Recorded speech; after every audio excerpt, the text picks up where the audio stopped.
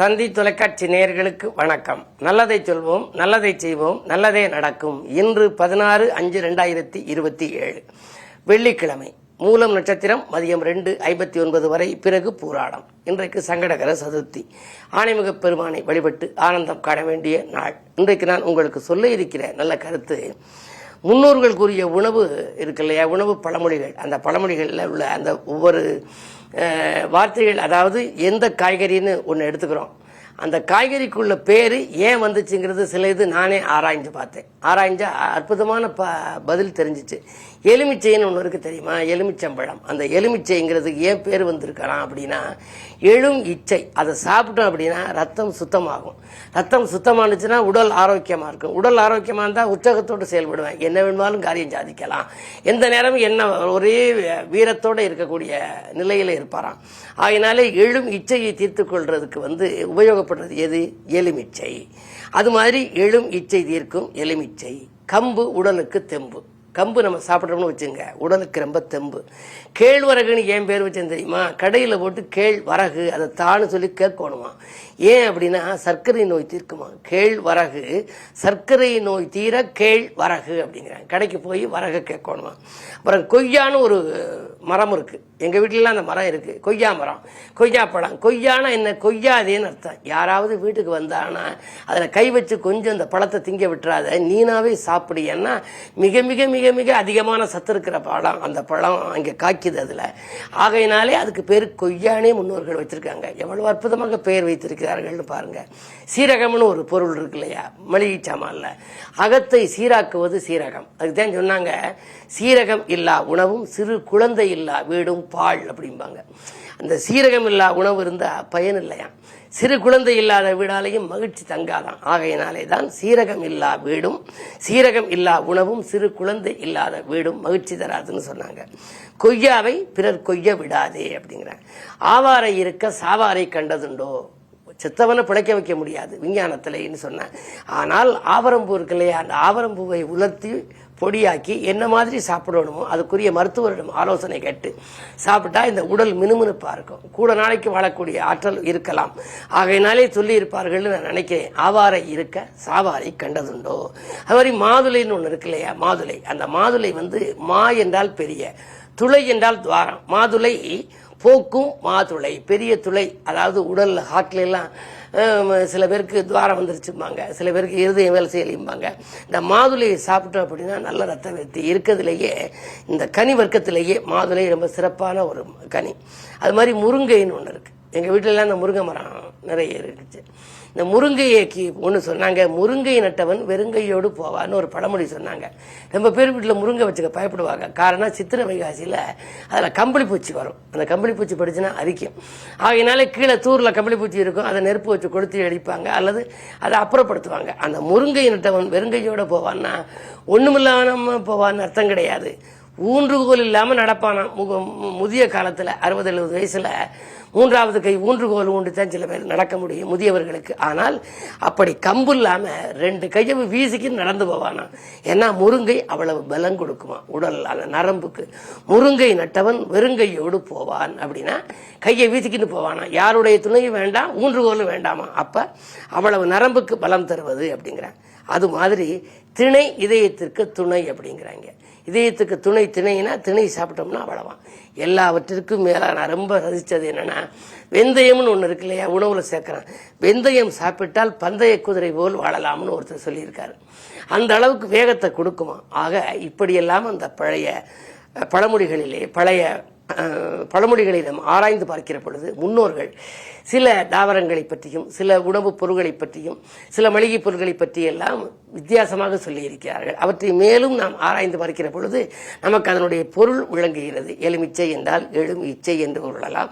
கம்பு என்றாலே அது நாம் நம்பி திங்கலாம், உடலுக்கு அது தெம்பு என்பதை அர்த்தம் கொள்ளலாம். இப்பொழுதெல்லாம் சிறுதானியங்கள் கடைகளிலே அதிகம் விற்க ஆரம்பித்து விட்டது. காரணம், மக்களுக்கு உடல் பலம் தேவைப்படுகிறது. ஆகையினாலே இது போன்ற உணவு பழமொழிகளை நீங்களும் கற்று வைத்துக் கொண்டிருந்தால் உங்களுடைய வாழ்க்கையிலும் நல்ல வகையான உணவுகளை சேர்த்துக்கொண்டு உடல் ஆரோக்கியத்தை பேணி பாதுகாத்துக் கொள்ளலாம். பழைய பாடல் ஒன்று உண்டு, உள்ளம் பெருங்கோயில் ஊனுடம்பு ஆலயமாம்னு ஒரு பாடல் உண்டு. வள்ளல் பிரானுக்கு வாய் கோபுர வாசல், தெல்ல தெரிந்தோருக்கு சீவன் சிவலிங்கம்னு சொல்லியிருப்பாங்க. அதனால இந்த உடலே ஒரு கோபுரம் மாதிரி, ஒரு கோவில் மாதிரி. ஆகையினாலே உடலை வளர்த்தேன் உயிர் வளர்த்தேனேன்னு சொல்லி திருமூலர் சொல்லுவார். அப்படிப்பட்ட உடலை நாம் பேணி பாதுகாத்து வைத்துக் கொண்டால் நம்முடைய எதிர்காலம் சிறப்பாக இருக்கும் என்ற கருத்தை தெரிவித்து இன்றைய ராசி பலன்களை இப்பொழுது உங்களுக்கு வழங்கப் போகின்றேன்.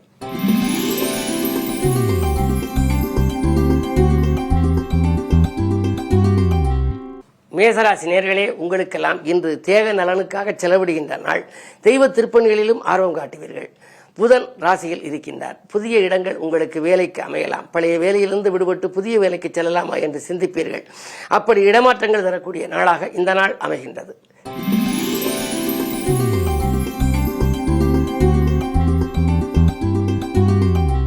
ரிஷபராசினியர்களே, உங்களுக்கு சந்திராஷ்டமம். ஆதாயத்தை காட்டிலும் விரயங்களை அதிகரிக்கும். ஆரோக்கியத்தில் அக்கறை எடுத்துக் கொள்ளுங்கள். அரசு வழியில் சிக்கல்கள் வரலாம். யாருக்கேனும் நன்மை செய்தாலும் அது தீமையாக தெரியும். எதையும் யோசித்து செய்ய வேண்டிய நாள் இந்த நாள்.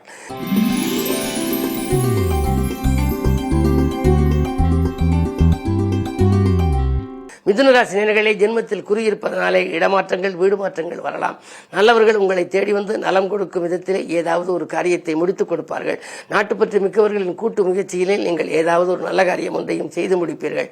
10ல் சுக்கிரன் இருப்பதால் ஆடை ஆபரண சேர்க்கை உண்டு. வீட்டிற்கு தேவையான விலை உயர்ந்த பொருட்களை வாங்குவதில் கவனம் செலுத்துவீர்கள். பயணங்கள் பலன் தரும்.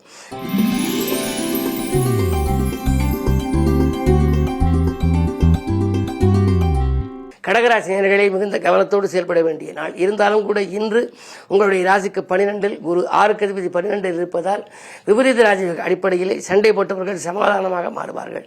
சக பணியாளர்களால் உங்களுக்கு இருந்த தொல்லைகள் அகலும். புதிய இடம் வேலைக்கு அமையலாம். தொழிலை பொறுத்தவரை மாற்று இனத்தவர்களின் ஒத்துழைப்போடு ஒரு புதிய தொழில் தொடங்குவதற்கு ஆயத்தம் செய்வீர்கள்.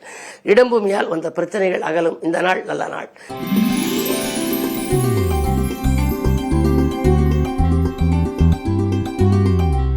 சிம்மராசினியர்களே, உங்களுக்கெல்லாம் இன்றைக்கு இருப்பு தொகை அதிகரிக்கின்ற நாள். இல்லத்திற்கு தேவையான பொருட்கள் வாங்குவதில் கவனம் செலுத்துவீர்கள். ஆன்மீக பயணங்கள் அதிகரிக்கும். மேலதிகாரிகளால் ஏற்பட்ட நெருக்கடிகள் அகலும். உங்களுக்கு தொல்லை கொடுத்து வந்த மேலதிகாரிகள் இன்று இடமாற்றம் செய்ய நேரிடலாம். அவர்கள் மாற்றலாகி செல்லலாம். எனவே உங்களுக்கு இனி நிம்மதியான ஒரு சூழல் உருவாகும் விதத்திலேயே கிரகநிலைகள் சாதகமாக இருக்கின்றன.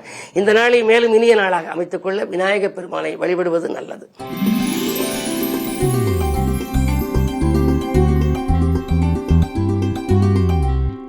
கன்னிராசி நேயர்களே, உங்களுக்கெல்லாம் வாகனம் வாங்க எடுத்த முயற்சி கைகூடுகின்ற நாள். வளர்ச்சியில் இருந்த தளர்ச்சி அகலும். வள்ளல்களின் ஒத்துழைப்பு கிடைக்கும். மதிப்பும் மரியாதையும் உயரும். அனுபவஸ்தர்களின் ஆலோசனை தக்க சமயத்தில் கை கொடுக்கும். இந்த நாள் உங்களுக்கு ஒரு இனிய நாள்.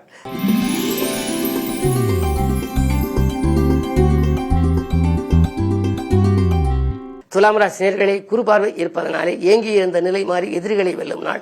இல்லம் கட்டி குடியேற வேண்டும் என்ற எண்ணம் இன்றைக்கு உங்களுக்கு பலிக்கப் போகின்றது. இடம் வாங்குவது, பூமி வாங்குவது சம்பந்தமாக நீங்கள் எடுத்த முயற்சி கைகூடும். புதனின் பார்வை இருப்பதால் மாமன் மைத்துனருடைய ஒத்துழைப்புகள் கிடைக்கும். கரைந்த சேமிப்புகளை ஈடுகட்டுவீர்கள்.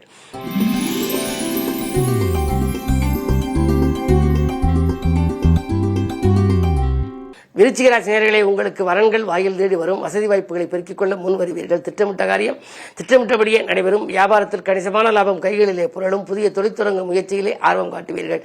இன்றைக்கு பூமி விற்பனையாலும் உங்களுக்கு லாபம் உண்டு. இந்த நாள் நல்ல நாள்.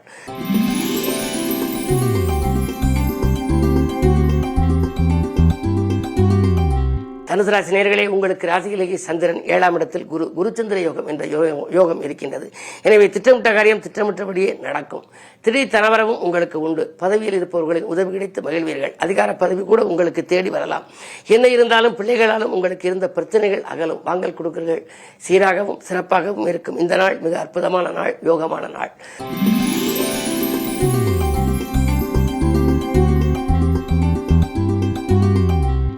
மகர ராசினியர்களே, உங்களுக்கு 4ஆம் இடத்திலே புதன். மாமன் மைத்துன வழியில் இருந்த மனக்கசப்புகள் மாறும். சேமிப்பு உயரும். உத்தியோகத்திலே சிறப்பு சலுகைகள் கிடைக்கும். அதிகார அந்தஸ்திற்கு உயர்த்தப்படுவீர்கள். அது மட்டுமல்ல, சக ஊழியர்களின் பகை மாறும். இன்று உங்களுக்கு ஒரு இனிய நாள், யோகமான நாள். புதிய முயற்சிகளிலே வெற்றி கிடைக்கும் நாள்.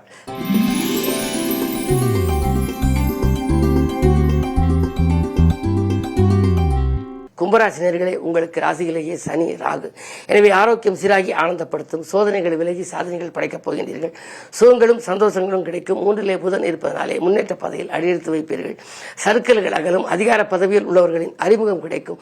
புதிய தொழில் தொடங்குவது பற்றிய சிந்தனை கூடுதலாக இருக்கும். அதே நேரத்தில் 7லே கேது இருப்பதனாலே வாழ்க்கை துணை வழியே சில பிரச்சனைகள் வரலாம். விட்டுக் கொடுத்து செல்வது நல்லது.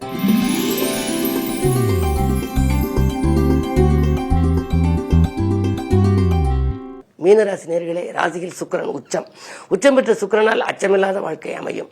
அணிகலன்கள் வாங்குவதிலே ஆர்வம் காட்டுவீர்கள். வாங்கல் கொடுக்கல்கள் சீராகவும் சிறப்பாகவும் இருக்கும்.